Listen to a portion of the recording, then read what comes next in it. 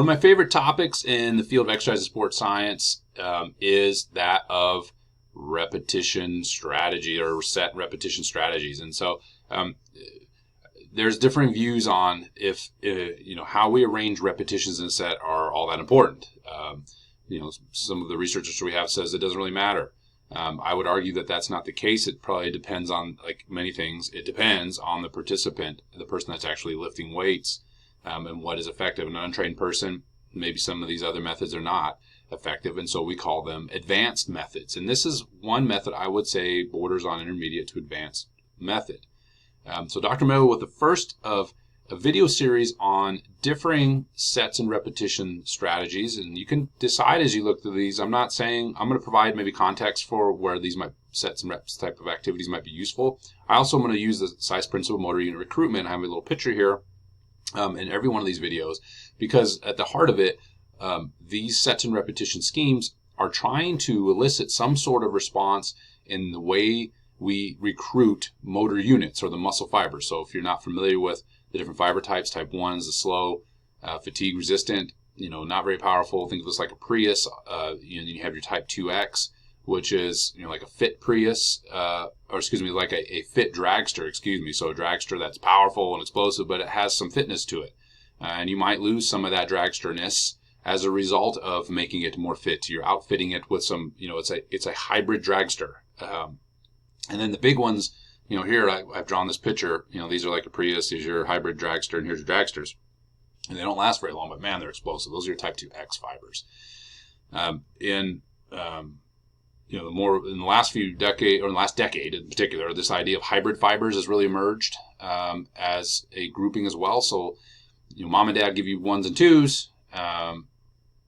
Then the thought is that we can't really do any switching other than type 2X and A's, but there could be this hybrid pool that are not really assigned. But the more trained you get, they do get assigned, and it could be that they're assigned either to a 1 or 2, depending on the type of training you do. Older adults tend to have more hybrids, probably because they're less fit. Right? There's all these different contexts. So I just want to orient you what the heck you're looking at here. Here's force, right? As the motor unit size gets bigger and the accumulation of recruitment happens, so you're grabbing the Priuses and getting the dragsters, right? You're going to have an increase in force output as well. Okay, so that's what this is showing. I'm going to leave these in every videos to help explain some of these methods. So the first one is Myo Reps. Maybe some of you have heard this. A lot of these repetition schemes are very similar. So a Myo Reps is close to cluster sets, more so to rest pause type of method. They're all kind of interwoven in this idea of using the repetition method to get to the larger motor units, okay? And that's what's really at stake here is fatigue. If you do the Myo Reps structure, you might fatigue very close to full fatigue that first primer set, okay? And then you're going to do reps after a little rest period or some 5 breaths that you might occur to try to keep knocking out and stay with these big fibers and make sure you train every single one of them, hypothetically. And then in so doing, also knock out and train more of the type 2As and even some of the 1s, okay? So let's talk about the structure of these Myo Reps and how they might look. It's one set, and so you might do one, you can do more, but I wouldn't recommend it. So you can do 8 to 20 RM. Generally, it's 8 to 10 reps. So RM, or I would say 1 to fail. And the reason I say 1 to fail, it's technical failure. So this is going to be more of a structure to use with single joint isolation accessory supportive exercises like a biceps curl. This is not something you're going to want to do with the back squat.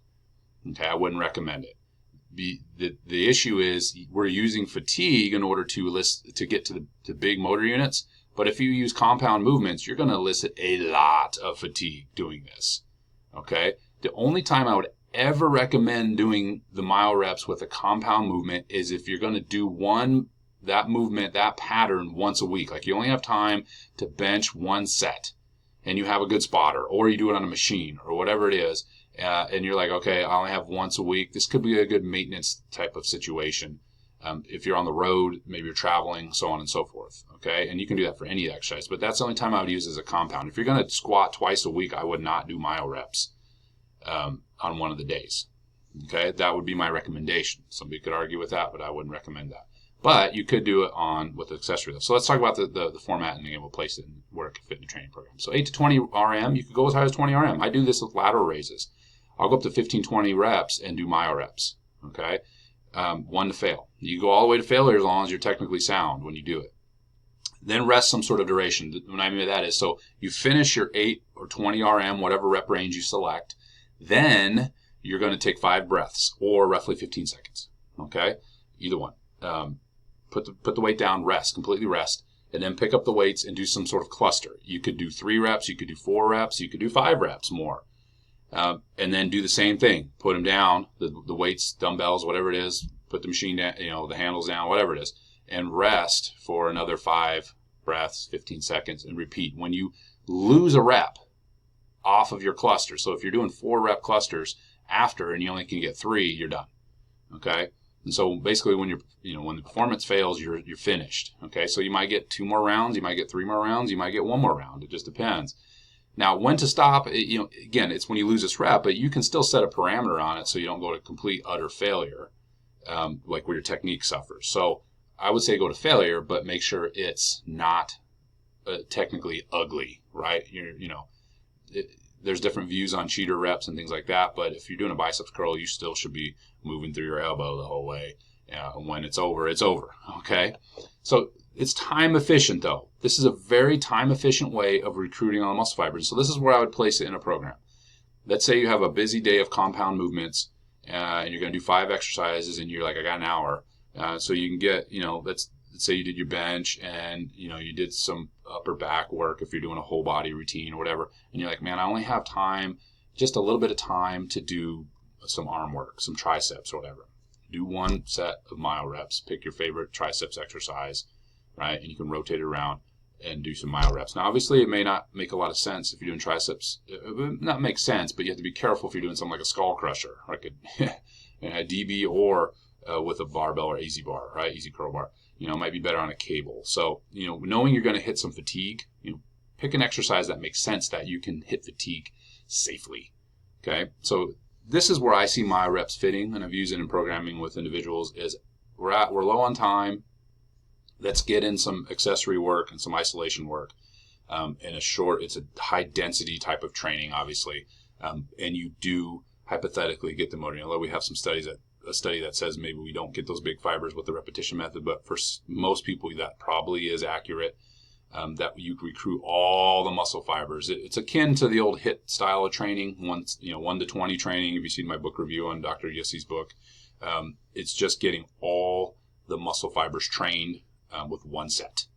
And again, fatigue can be high. Now, you could hypothetically do kind of like a HIIT, not HIIT training, but HIIT training, 1 set to 20. You could do 3 exercises in 1 movement plane and do all of them in Myo Reps. Okay, so you could do upper back work, 3 exercises, 1 set with all Myo Reps. The thing you got to balance, though, is that's a bunch of fatigue, right, for the stimulus incurred. So Dr. Mike talks about this, but this just the idea of balancing stimulus versus fatigue. And so you don't want to outstrip the stimulus with so much fatigue, the fitness fatigue model, that it's going to inhibit your ability to perform later in the week, because then you're not really adding quality volume in during the week. You're just ramping up a whole bunch of fatigue. And so I would just be careful with Myo Reps, and that's where I would place it in the program. It doesn't mean I'm right, but as a time efficient way to get in some single joint or isolation type exercises. It does, though, in its structure, recruit hypothetically. It recruits all the available motor units by the time you finish the set, because as you knock out these lower frequency motor units, you have to recruit the big fibers in order to move a submaximal load. And if you keep pushing it and more fibers are knocked out, then hypothetically you can be assured that you have exercised and trained these higher threshold motor units sufficiently, especially in a metabolic type of situation.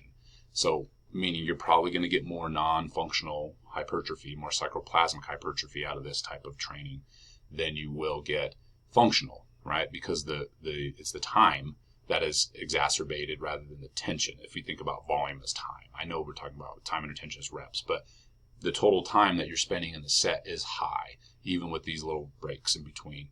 And so that's going to trigger more of the non-functional or sarcoplasmic hypertrophy than would be the functional or the myofibril dominated hypertrophy. So we're just looking at straight up size here. Well, that's not accurate. We're looking more so at just size compared to strength. So the type of cross-section area you get out of this type of training is going to be more for bodybuilding than it will be for strength building. How's that? Okay. So again, I hope you found this video valuable. Like it if you do. Leave a comment below if you think I'm full of crap, which could be actually possible. Be sure you subscribe to my channel as well for more videos in the field of exercise, sports science, nutrition science, and I will see you in the next video.